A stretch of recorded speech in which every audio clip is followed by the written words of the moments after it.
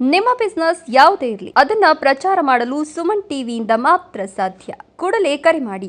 ನಮಸ್ಕಾರ ವೀಕ್ಷಕರೇ. ಬಳ್ಳಾರಿ ಅಕ್ಷರಶಃ ಬೆಂಕಿ ಉಂಡಿಯಾಗಿದೆ. ಶಾಂತವಾಗಿದ್ದ ನಗರದಲ್ಲಿ ಮಧ್ಯರಾತ್ರಿ ಗುಂಡಿನ ಸದ್ದಾಗಿದೆ. ಬ್ಯಾನರ್ ಕಟ್ಟುವ ಸಣ್ಣ ವಿಚಾರಕ್ಕೆ ಎರಡೂ ಬಣಗಳ ನಡುವೆ ಶುರುವಾದ ಕಿಡಿ ಕಡೆಗೆ ಹೆಣ ಬೀಳುವ ಹಂತಕ್ಕೆ ತಲುಪಿದ್ದಾದ್ರೂ ಹೇಗೆ?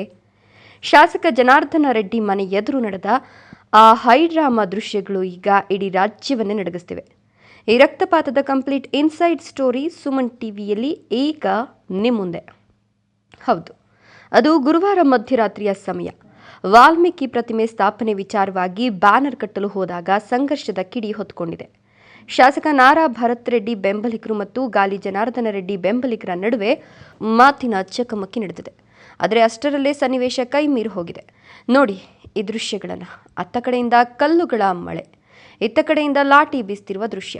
ಬಳ್ಳಾರಿಯ ರಸ್ತೆಗಳಲ್ಲಿ ಜನ ಹೌಹಾರಿ ಓಡುತ್ತಿದ್ದಾರೆ. ಇದೇ ಗದ್ದಲದ ನಡುವೆ ಅಚಾನಕ್ಕಾಗಿ ಗುಂಡಿನ ಸದ್ದಾಗಿದೆ. ಕಾಂಗ್ರೆಸ್ ಕಾರ್ಯಕರ್ತ ರಾಜಶೇಖರನವರು ಗುಂಡೇಟಿಗೆ ಬಲಿಯಾಗಿದ್ದಾರೆ ಎನ್ನುವ ಸುದ್ದಿ ಈಗ ಬಳ್ಳಾರಿಯಲ್ಲಿ ಕಾಡ್ಗಿಚ್ಚಿನಂತೆ ಹಬ್ಬಿದೆ. ಪೊಲೀಸರು ಲಘು ಲಾಠಿ ಪ್ರಹಾರ ನಡೆಸಿ ಗುಂಪನ್ನು ಚದುರಿಸಿದ್ದಾರೆ. ಸದ್ಯ ಇಡೀ ಬಳ್ಳಾರಿಯಲ್ಲಿ 144 ಸೆಕ್ಷನ್ ಜಾರಿ ಮಾಡಲಾಗಿದ್ದು, ನಗರದಾದ್ಯಂತ ಪೊಲೀಸ್ ಸರ್ಪಗಾವಲು ಹಾಕಲಾಗಿದೆ. ಘಟನೆ ನಡೆದ ಸ್ಥಳಕ್ಕೆ ಹಿರಿಯ ಅಧಿಕಾರಿಗಳು ಭೇಟಿ ನೀಡಿದ್ದು, ಪ್ರತಿ ಹೆಜ್ಜೆಗೂ ತನಿಖೆ ಚುರುಕುಗೊಳಿಸಿದ್ದಾರೆ. ಈಗ ಬಳ್ಳಾರಿಯಲ್ಲಿ ಪರಿಸ್ಥಿತಿ ಬೂದಿ ಮುಚ್ಚಿದ ಕೆಂಡದಂತಿದೆ. ಬ್ಯಾನರ್ ವಿಚಾರಕ್ಕೆ ಶುರುವಾದ ಈ ಕಿಚ್ಚು ಇನ್ನು ಎಷ್ಟು ತಿರುವು ಪಡೆಯುತ್ತೆ? ರಾಜಕೀಯ ನಾಯಕರ ಆರೋಪ ಪ್ರತ್ಯಾರೋಪಗಳಿಗೆ ಯಾರ್ ಹೊಣೆ? ಬಳ್ಳಾರಿಯ ಲೇಟೆಸ್ಟ್ ಅಪ್ಡೇಟ್ಸ್ಗಳಿಗಾಗಿ ನೋಡ್ತಾ ಇರಿ ಸುಮನ್ ಟಿವಿ.